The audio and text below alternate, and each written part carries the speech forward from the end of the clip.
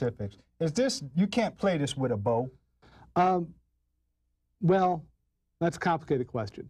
Yes, most upright basses you can play with a bow. The one I have sitting over there in the corner, I can play with a bow with that one. It's set up traditional for Arco style, and it has steel strings. Mm-hmm. I do a lot of rockabilly shows, a lot of country gigs, a lot of bluegrass stuff, and over my years of playing, I wanted a different type of instrument, something that played a little different. And I had this thing made for me by the folks over at King Double Bass. Yeah, get my plug in there. The folks over at King Double Bass in California designed this specifically for me. It's got a really thin neck, a lot like an electric bass.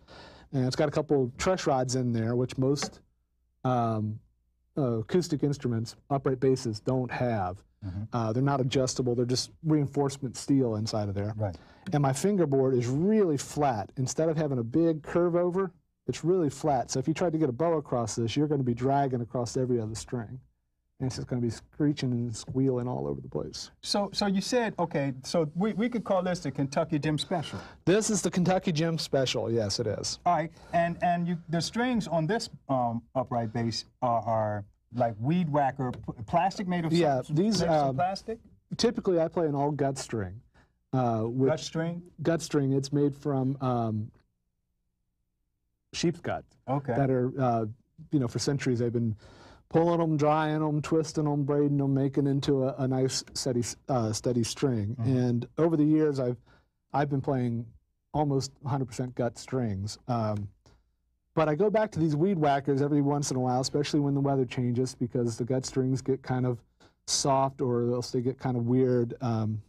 There's something they discovered just recently, that the string they use for making weed whacker wire is actually pretty good for making an upright bass string. Mm-hmm. These are a lot more dead than your average bass string would be, and they're very, very loose and pliable. Right, so that gives you that plucking sensation? It gives you the ability to easily pluck and pull a string really far without hurting your fingers. You know, you see these guys playing like that all night long. What they're actually doing is slapping the bass, grabbing a hold of the string like that, pulling it up a couple inches off the fingerboard, letting it slap, and smacking after it. Well, if you're doing that with a metal string all night long that's got a couple 100 pounds of pressure on it, your fingers are going to be in pretty rough shape by the end of the night. These weed whacker things, nice and soft, you can play them all night long. Okay. That's what they call that. From this section right here is a neck. From here on up, this is the headstock. The headstock has what they call a peg box. Mm-hmm. Originally on the upright bass, these were dowels with thumb screws on them, where they'd shove it in, they'd twist it up, they'd shove it in, and it would hold by friction. Most violins are still that way. They have these little tuning things. You shove it in there, and it holds by friction. So that's why they call it a peg box, because those were pegs they shoved into a box. Mm-hmm.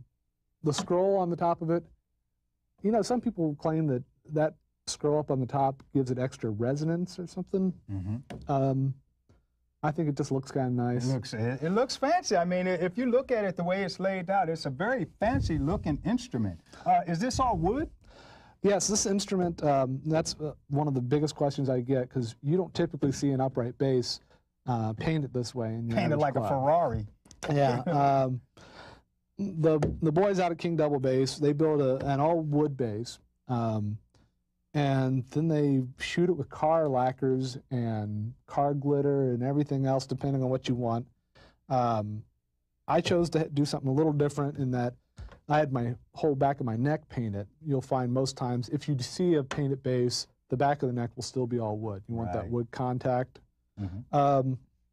I just went all out with it and just said, make it bright, make it sparkly, distract people from my poor playing. So basically what Jim did was he went to the Pimp My Ride of bass, upright bass makers. And I mean, because it's pimped out. Oh, it is. You know, got the sparkle, the glitter, all the way up to the neck, very detailed.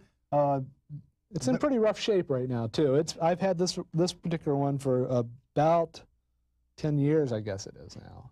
I can't remember when I bought it, but it's it's scaled up like any other There you instrument. go.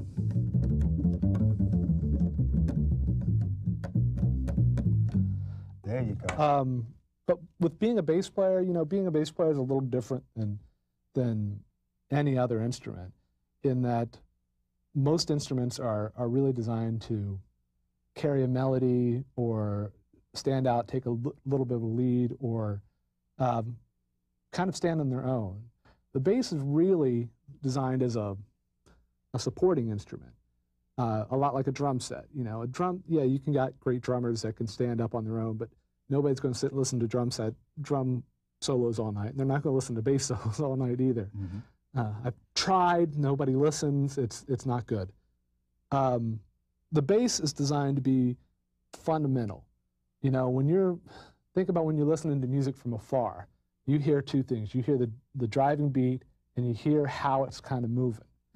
When you're a bass player, what you want to be able to do is understand the groove of a song, and then figure out those little milliseconds between where the beat is and where it isn't, and figure out how to design a line that's going to harmonize with everybody else and move people in a certain manner. You know, you can play a lot of the same notes and just barely nuance them a little bit different, and it goes from being a rumba to a salsa. It goes from being a salsa to a swing. It goes, you know, it just depends on how you're playing it. For me, most of what I do with bluegrass and country and rockabilly is very, very straight ahead. There's a lot of nights I'm lucky to have more than 3 notes. I'm playing the root and, you know, root and fifth and fourth all night long, 1, 4, 5s. It keeps people moving. I'm just concerned about making sure everybody's having a good time. Right. So, I mean, I look at the upright bass as like the pulse.